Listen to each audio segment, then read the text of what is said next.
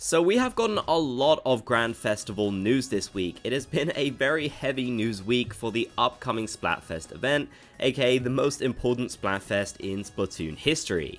And I've talked about some of the new details across several videos, but I thought it would be a good idea to try and compile all of the latest news we've gotten this week into one singular video for ease of watching. There are also some new details that I missed within my past videos, and I don't want you folks to miss out on anything related to the Grand Festival, so that's what I've decided to do. Let's start things off with an official look at the 3 stages that we will be able to explore in the new area for Grand Festival. We actually now know the names of these, which I haven't shared before. The first one is the Grand Clam stage, which of course is the absolute biggest stage. This is where we will see them all perform together right at the very end of the event, or I guess during the second half.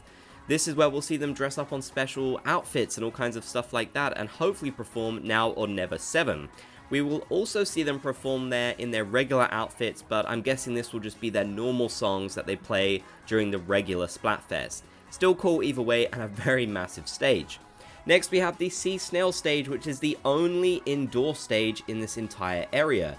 I don't actually know if you can go inside there, however the trailers did indicate that we would be able to. If you do look at the image, you can actually see a player character, but they're standing right in front of all the jellies, and it doesn't look like there's much room to actually get through. So I guess there will be a bit of a gap between us and the actual stage, which is a little bit of a shame, honestly. I think that's kind of what's going on with all of the different stages, honestly. It looks like the jellies are kind of blocking the way to the very top of the stage, and you'll only be able to get close when you take those photos, something which I am going to explain later on. Still though, it's cool to see an indoor stage as well, just to mix things up. Finally, we have the Sea Urchin stage, which is another outdoor stage, and as we can see, the idols will rotate between all 3 of these. So there's definitely a good variety here. Once again, it doesn't look like you'll be able to get right close up to the stage, but still, you should be able to get close enough to see the idols performing, which is the main thing. Something else new that was shared is a look at the polling station. Here is a nice picture of it, where we also have the new map for the place, where you can see a layout of the different stages, and also where the bus terminal will be right at the very bottom. You will be able to vote here when the event is ongoing. It's currently unknown whether this new area will be available during the sneak peek or not, but you will be able to vote here during the Splatfest, of course, like you can with every other. The voting poll stations will also be available in the normal cities as well, so you will be able to vote wherever in the game basically.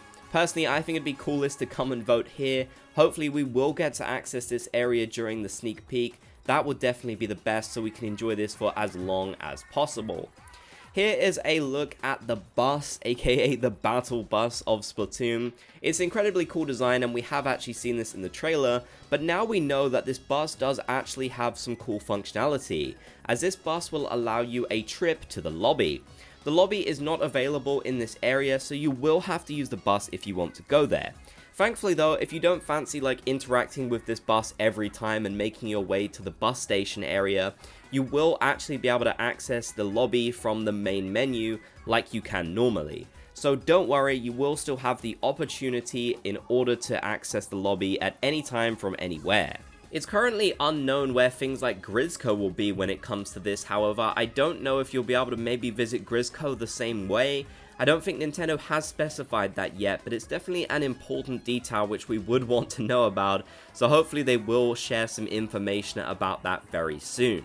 They also shared a look at some of the things you'll be able to get as a part of the reward. Of course, we do have the t-shirts and the wristbands, which they are actually selling as physical merch, but interestingly enough here, they do show off the different bands of the game. It does indicate to me that there will be an area where you can play the music, perhaps, of the different bands. Otherwise, I don't see what connection they would have to this event. I guess their music might play in the matches maybe, but you generally expect to hear the new Splatfest music rather than anything else. So right now, I'm not currently sure what that is supposed to represent. I guess we'll just have to wait and see. But I thought it was interesting that one of the little banners did feature all of the different groups. There has to be something more to that. Also, Nintendo did share a brand new render of all the different idols in their outfits for the Grand Festival, and they all look incredibly cool. Honestly, this whole thing is kind of giving me side order vibes, you know? It's got that same sort of design style, which I find really cool. It makes me feel like these characters would look this way if they had been in side order. But yeah, it's nice to get some new renders, artwork of these characters, especially as we haven't had any before, aside from little bits in the trailer. So yeah, here's a nice little image of all of them together. It's just surreal to see this, honestly, in Splatoon 3. I know we've had all the idols in the game for a while now, but seeing them all together like this in one place and knowing they're going to be performing together is just incredibly cool. I just absolutely can't wait to see that. So I just had to share this render with all of you just to build up some of the hype.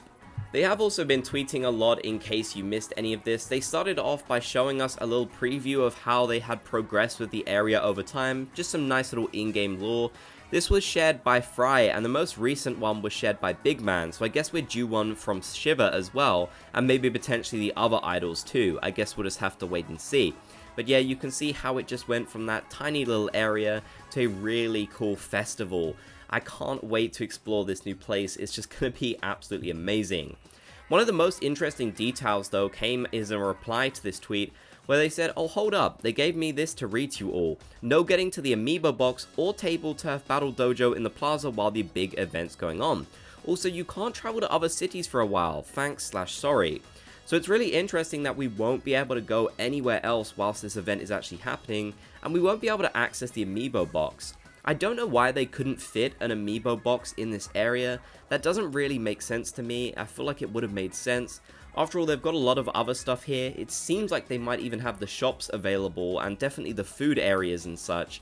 So it is kind of confusing to me why they would decide not to include it here, but I don't know. It is what it is. And yeah, we will definitely be very limited in terms of what we can explore when the event actually begins, but at least we'll still have an easy way of traveling to the lobby through the main menu and such. That won't be impacted. Big Man did also share some brand new features as well, which was very cool, sharing that you'll be able to board the floats if you get to the ruler rank or higher. It is incredibly cool that they have decided to do this. No more winning the free times battles and all of that kind of stuff.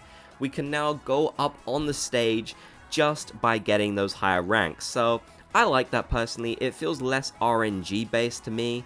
Instead, it's purely based on the amount of effort you're putting into the event, which I think is exactly the way they should do it. So definitely a great decision from Nintendo's part.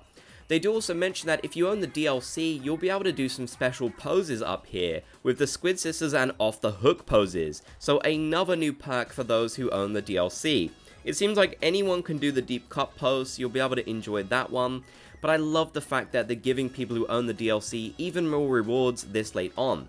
We did get another small reward in the Sizzle Season update as well, so it's cool that they are continuing to give new stuff like this. Also, something else you might have missed, they did share some new renders of the player characters during a little pop-up in a game store in Japan. You can see here these new renders of the characters covered in paint, ink, whatever you want to call it, which is a feature that'll be a part of the event. There are tons of ink showers across the map which you can go into to get covered in ink. Or paint. I guess it's technically not ink since our characters would get injured. It's just whatever. Still, this really shows that Nintendo is putting a ton of effort into the promotion for the Grand Festival. I do wish they would promote it more outside of Japan because I feel like they haven't done a ton of that. But regardless, it is great to see them promote it so much, and I really hope that will get people very excited to actually play this event, and we'll see a big spike in the amount of players who take part. Let me know your thoughts about everything down in the comment section below though, and I hope you enjoyed this recap on all the latest Grand Festival news. If you made it to the end, comment Splat Gang so I know you did. If you enjoyed, leave a like and subscribe and turn on notifications for more.